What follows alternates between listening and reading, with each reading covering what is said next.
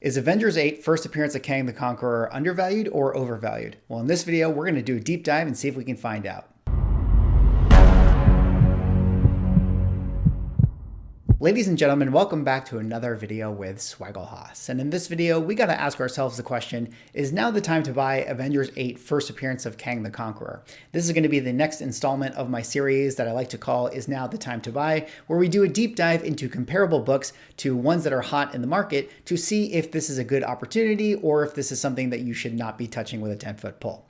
But before I get into the video for today, if you guys could drop me a like or a comment or subscribe if you're enjoying the content, help support the channel, do one of those things, I would appreciate it. But let us get into this video here today. And of course, we're talking about Avengers 8. First appearance of Kang the Conqueror. Obviously a book that has really shot up due to the fact that we got Jonathan Majors originally announced as being Kang the Conqueror, and then we got a version of him playing, I guess you would call it, Immortus in the Loki show. So in this video, we're going to do a deep dive into the numbers for this book and see if we can get some general takeaways based on where it is currently in the market. So let us get into it right away here. And what I like to do, of course, is focus on comparables. This to me is the best way to evaluate if now is a good time to buy a book. So here are the comparables that I brought up for discussion. We got Amazing Spider-Man 14, first appearance of Green Goblin, Amazing Spider-Man 9, first appearance of Electro, X-Men 12, first appearance of Juggernaut, Fantastic Four 49, first full appearance of Galactus, Tales of Suspense 50, first appearance of the Mandarin, and Journey into Mystery 103, first appearance of Enchantress. So generally speaking, all of these books are Silver Age villain appearances that take place within a 2-year window of each other. Now here is my supposition.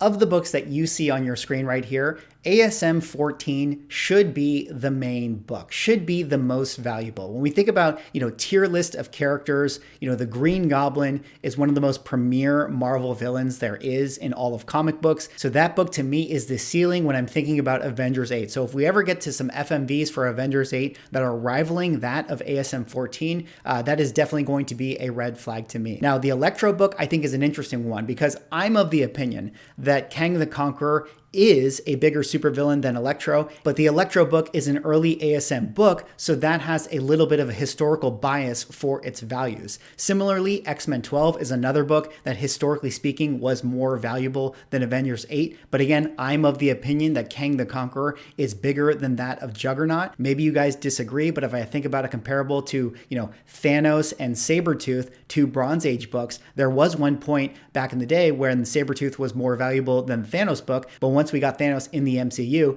that book never looked back and was always more valuable than that of the Sabretooth one. Now moving on now to Fantastic Four 49, this is a book that has also been historically more valuable than the Kang the Conqueror book, and this would be one that I would also use as a check for our fair market values. Like if Avengers 8 starts to get a lot more expensive than FF 49, that would be a little bit of a warning to me. And then lastly, Tales of Suspense 50 and JMI 103, two characters that I think have been somewhat represented in the MCU. I mean, certainly the Mandarin has. Maybe you can make the argument that Enchantress has as well. But those characters I feel like are less popular than Kang the Conqueror. So to me, those books represent the absolute worst case scenario floor for a book like Avengers number 8. All right, with that all out of the way, let us get into our first grade tier here. We got the CGC 9.0, and let us just pull up these fair market values to see where they are compared to each other. So first off, we have Avengers 8, 4,500 fair market value at a CGC 9.0. Comparing that to ASM 14, we see a fair market value of 17,000.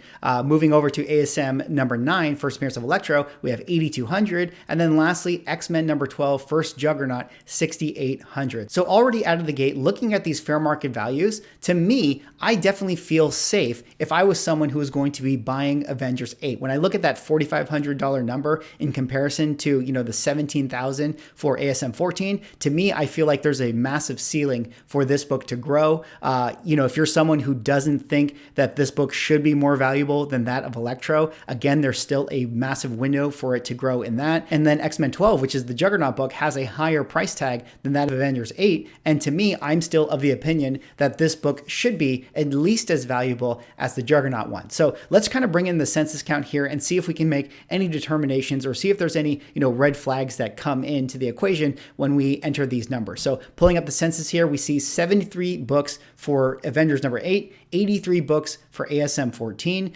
59 books for ASM 9, and then 88 books for X-Men 12. So generally speaking, when I look at the census count here, I don't really see anything, too crazy or out of the ordinary. I mean, certainly the ASM, 9 book maybe has the lowest census, but we're talking like the difference of 14 books right here. So doesn't seem like that many overall. All right, let's go on now to the next 3 books here at the 9.0 grade. We have FF49, TOS 50, and Journey into Mystery 103. Let's pull up those fair market values and see if anything sticks out. So FF49, fair market value 8,500, Tales of Suspense 50, fair market value 4,500, and then Journey into Mystery 103, fair market value 3,800. So right out of the gate, it feels like, hey, once again, the Fantastic Four book is twice as expensive as the Avengers 8 book. So it feels like that's a really generous window if you're someone who thinks, Galactus is twice as important as that of Kang the Conqueror. When we compare Avengers 8 to Tales of Suspense 50, first appearance of the Mandarin, I mean, I'm definitely of the opinion that Kang the Conqueror is a more significant character than the Mandarins. And then I also think that Kang is a bigger character than the Enchantress. So let's pull up the, census count and see if anything sticks out. Okay, so once again, we have 102 for FF49, more books than that of Avengers 8, but, not so many more. I mean, it's all kind of within range of each other. We have 26 for TOS 50 and 32 for JMI 103. I mean, again, definitely a lower census count, which could be the reason why the numbers are a little bit closer than you would expect. But, I also think that that's probably due to the fact that those books just aren't sent into CGC as much as that of like Avengers 8 or, Fantastic Four 49. All right, let's go on now to the CGC 7.0 and see if anything else sticks out, at least in this tier of books. So first off, we got to pull up our fair market values for the books right here. We got $2,700 at the CGC 7.0 for Avengers number 8. We got $7,000 for Green Goblin, $3,500 for Electro, and $2,084 for Juggernaut. So, if you're someone out there who thinks that the Avengers 8 book should not be more expensive than that of Juggernaut, here's where you start to get a little bit of a flag. But, for me personally, when I think about the character and what they are potentially going to grow into, I feel like this number is really right in line to where it wants to be. It's lower than that of Amazing Spider-Man 14. It's still lower than that of Electro, but I think that it could be as valuable as Electro one day.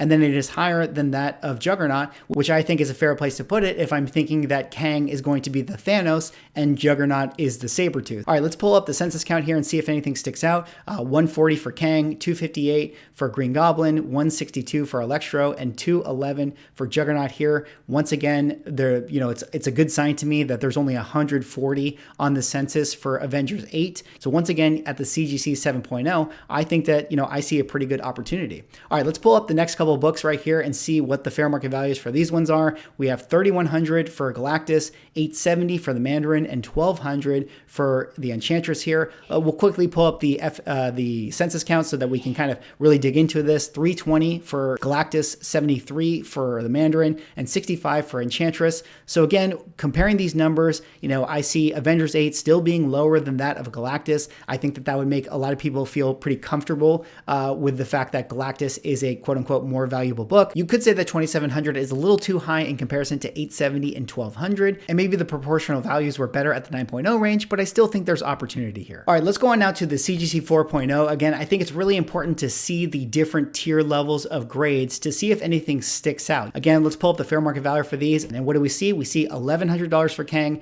$2,900 for Green Goblin, $1,450 for Electro, and $1,050 for the Juggernaut. So once again, I think that $1,100 is a pretty good window.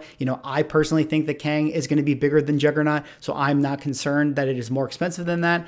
I think Kang should be bigger than Electro. Again, the Electro has the bias because it is in, that ASM run. Let's look at the census count, see if anything sticks out. Once again, the Avengers book, Kang the Conqueror, is less than that of all of these other ones right here. I don't think that that's because there's less copies out there. Again, I think that we had seen Electro, we've seen Juggernaut in prior films, and we've seen Green Goblin before, so I think more people were slabbing their books, and that's why there's more census out there. But, again, looking at the numbers, nothing really stands out to me, and it feels like a pretty good space for Avengers 8 to be in. All right, pulling up the next couple books right here, let's take a look at those fair market values. So we have $1,100 for FF49, TOS 50 Mandarin is $540, and then Enchantress is $450. This could be a little bit concerning if you're someone who thinks that, the Galactus book should be more expensive than that of the Kang book. But let's pull up the census count and see if anything sticks out. So, we see that there are twice as many books for Galactus out there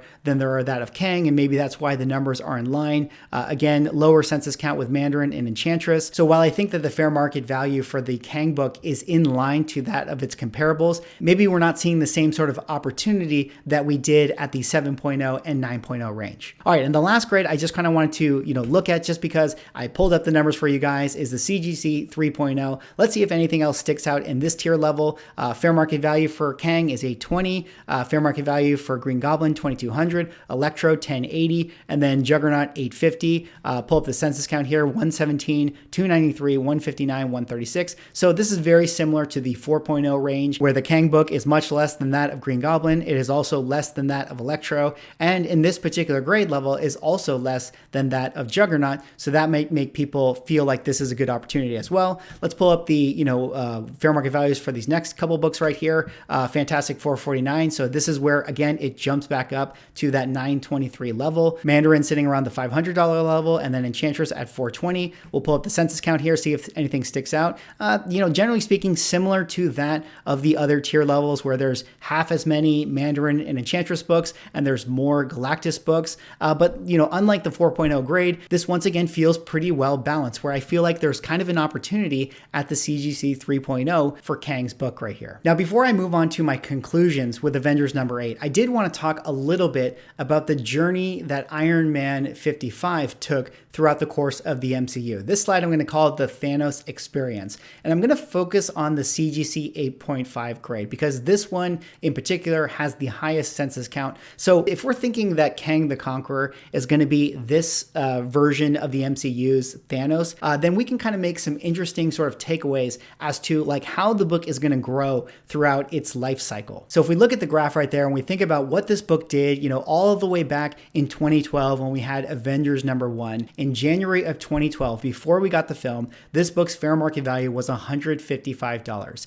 Then once we got the film that came out that summer, in November of 2012, the book shot all the way up to $624. That is a 4x gain. That would be the biggest jump in terms of percentage of the book. Then we move on to 2014 and we see the film Guardians of the Galaxy 1. This is the first time that Josh Brolin actually had a scene in a movie. We actually saw Thanos having some plot and interaction with characters. You can see that before the film came out, which it came out in August, in July of 2014, the book was around $635. And then in November of 2014, after we got Guardians of the Galaxy, it shot up to $891. So you saw a 40% growth for this book after you got his first initial scene. To me, I'm kind of thinking that, maybe we're sort of in this Guardians of the Galaxy 1 territory with Kang the Conqueror. Like if we're counting that Jonathan Majors was basically Kang, and we count that as his first scene, even though I guess he was playing Immortus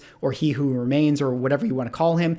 This is basically the window we are in currently with Kang the Conqueror. But let me table that for a second, and we'll kind of move on to what we saw here in Avengers Infinity War / Endgame. So basically in February of 2018, the book is sitting around $861. We get Infinity War, the height of the film, the height of the MCU, and then in June of 2018, this book now sits at $1354, which is a 57% increase. So definitely you can see that over the course of the Thanos book, it kind of has its peaks and valleys. It goes up and down and up and down, but you generally see that, when Thanos is involved in some kind of property in a significant way, the prior high is the new floor, and then it creates a new high, which the next time we see it creates, that new floor. So if we're thinking about that in terms of what we're thinking about Kang right here, we can feel pretty confident that these new highs that we're feeling with Avengers 8 are actually just the floor for when we get him, say, in Ant-Man number 3, or, say some event film that is like,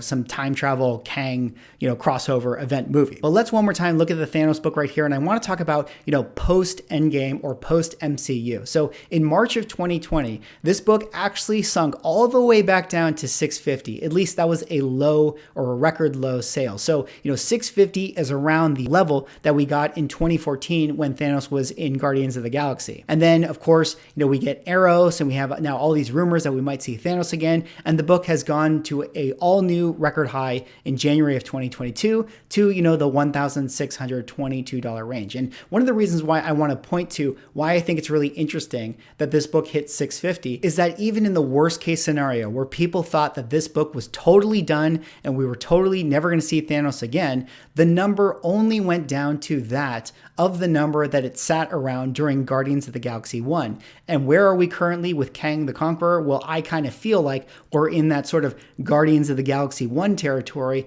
where we got the character in some manner, in some kind of way in an MCU property, but we really haven't gotten a movie about them yet. So if I'm thinking Kang can be Thanos, I might feel pretty safe in terms of mitigating my risk and think that the book's values are not going to drop below what they are today. But let's go to the conclusions here and let's talk about the various grade levels that we took a look at, starting with the CGC 9.0. In this grade level, I definitely think that this is a good time to buy this book. In fact, I would go so far as to say that this book at that grade level is actually undervalued. Now, of course, we're talking about, in a vacuum, the fair market value levels for these things. Obviously, whatever, the prices are on eBay, if you're paying like inflated prices, it's not necessarily a good time to buy. We're just talking about, can you get the book at that fair market value price? So at the CGC 9.0, I actually think that this book is undervalued.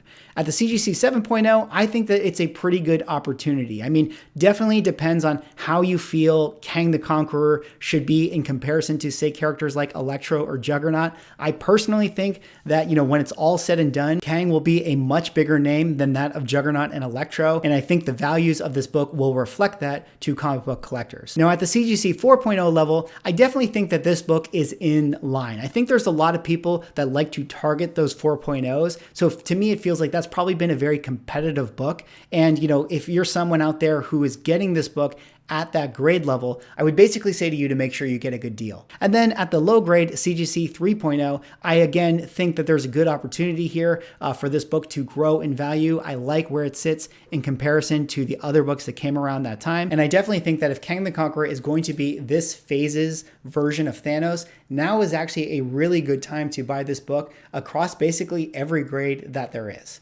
Anyways, that is all for this video. Again, use your own discretion. Be safe out there. Let me know what you guys think. Do you guys think Avengers 8 is overvalued or undervalued? Is now the time to buy? Drop me a like, comment, subscribe if you're enjoying the content, and I will see you in the next video.